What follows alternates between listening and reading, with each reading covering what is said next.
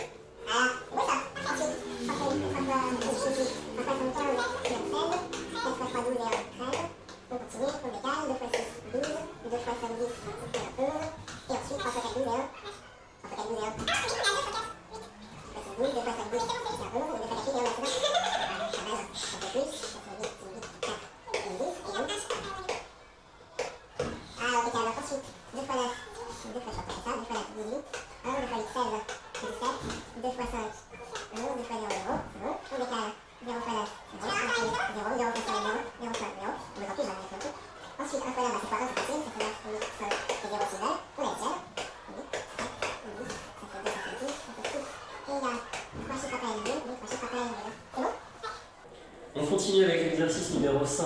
Ils n'ont pas laissé la place ici de faire beaucoup de calculs, mais c'est normal parce qu'on va faire x6, x6, x6, et ensuite on est censé faire x0, x0, x0. C'est pas la peine. Tu as vu dans l'exercice précédent, quand j'ai corrigé un des calculs, je sais plus lequel, j'ai mis une ligne de 0 qui en fait ne sert à rien. C'est pas la peine de l'écrire. Donc là, on va pas l'écrire. 6 x 7, 42, on retient 4, 3 x 6, 18, plus 4, 22, 22, et enfin 6 x 1, 6, plus 2, 8. 8. Donc quel est l'intérêt finalement de cet exercice alors qu'il vient après un exercice qui paraissait plus compliqué? Ça va être l'utilisation, enfin plutôt le placement de la virgule à la fin. Ici on a un chiffre après la virgule, un autre chiffre après la virgule. Attention, il ne faut pas les aligner les virgules, c'est pas une addition. Donc il va falloir compter, il y en a 2 en tout, la virgule elle est ici et ça fait 8,22.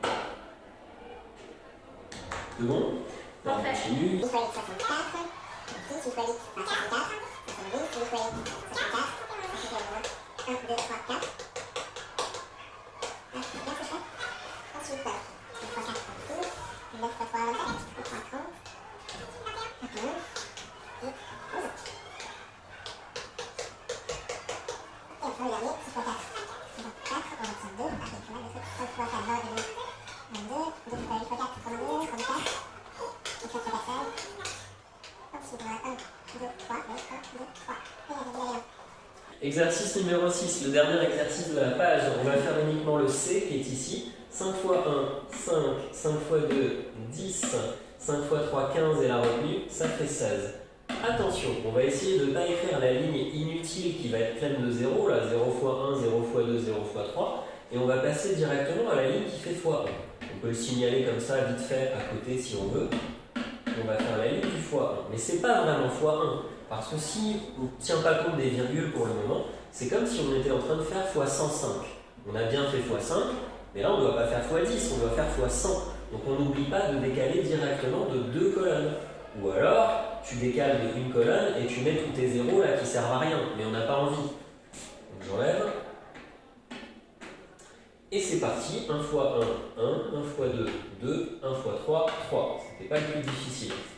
Et c'est parti pour l'addition, 5, 0, 7, 3 et 3. Il faut compter 1 et 2 chiffres après la virgule. La virgule se trouve donc ici, pour qu'il y ait bien, jusqu'au centième, 2 chiffres après la virgule. Allez, c'est bon. 5 fois 31. 5 fois 56, c'est ça? Ensuite, on décale. Ça fait 51. Et...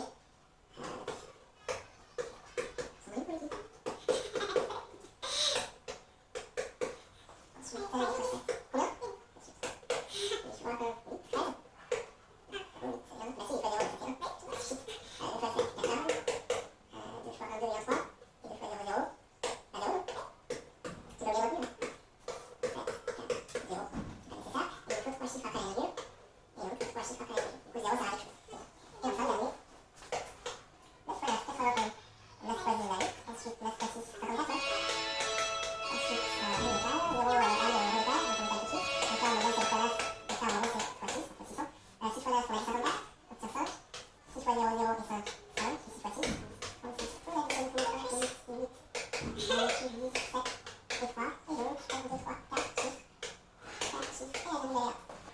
Ouais, on compte sur vous pour bien prendre la correction si jamais il y avait des erreurs. S'il y en a que vous avez fait fausses, n'hésitez pas à essayer de les refaire pour vous entraîner et pour être prêt pour le contrôle qui arrivera à la fin du chapitre.